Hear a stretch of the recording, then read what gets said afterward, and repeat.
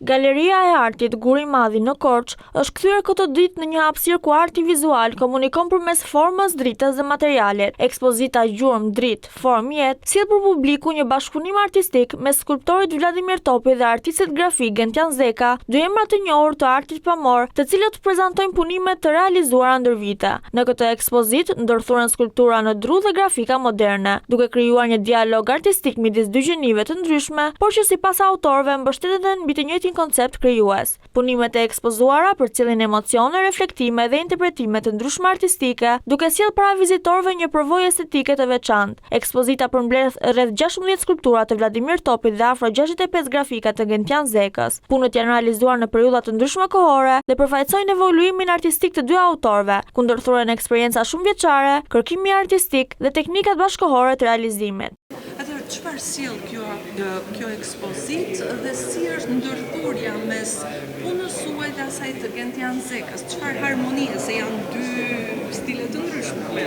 Po, besoj se është i njëjti koncept, kjo na bashkon, duke kërkuar formën, si në grafikë, si në skulpturë, aty ndoshta mungon vëllimi, po koncepti është i njëjtë. Ndërsa skulptura është po i koncept, por në trajt tjetër.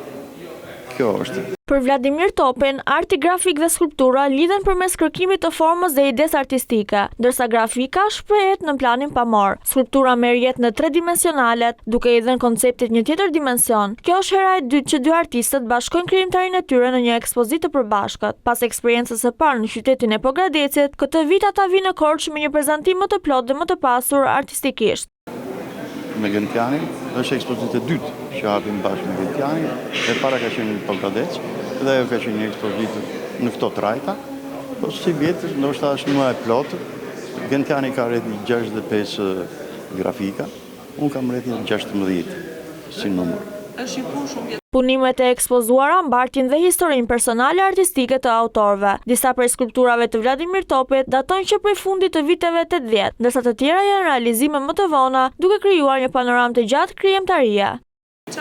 Sigurisht, ka punë, të paktën punët e mia datojnë që nga 87-a, edhe deri sa jemi sot. Faleminderit juve. Ekspozita ka tërhequr vëmendjen e artistëve, artdashësve dhe vizitorëve të shumtë, të cilët e vlerësojnë si një aktivitet me nivel të lartë artistik dhe kulturor. Sipas restaurores së ikonave Tatiana Caca, punimet e prezantuara përcjellin vlera estetike dhe profesionale të spikatura.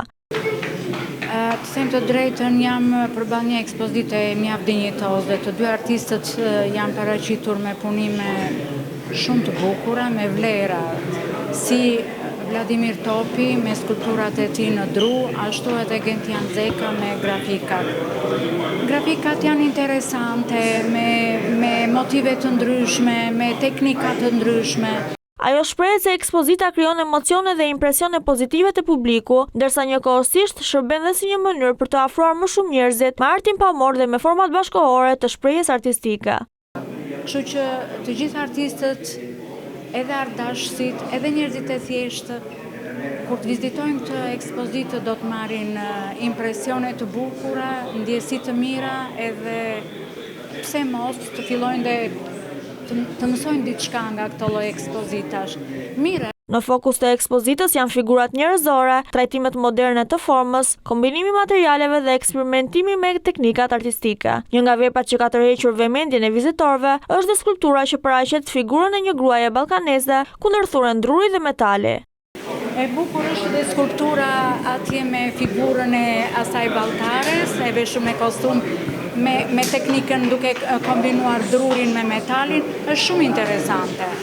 Përmes kësaj ekspozite, artistët synojnë të sjellin më pranë publikut jo vetëm veprat e tyre, por dhe rëndësinë e artit si një formë komunikimi dhe reflektimi, ndërsa Korça vjen të mbetet një nga qendrat më aktive kulturore në vend. Aktivitetet të tilla vlerësohen si një mundësi për të promovuar artin bashkëkohor dhe për të krijuar më shumë hapësira ekspozimi për artistët. Ekspozita Gjurmë, Dritë, Formë, Jetë do të qëndrojë hapur për publikun në Galerinë e Artit Guri i Madhi deri më 27 maj.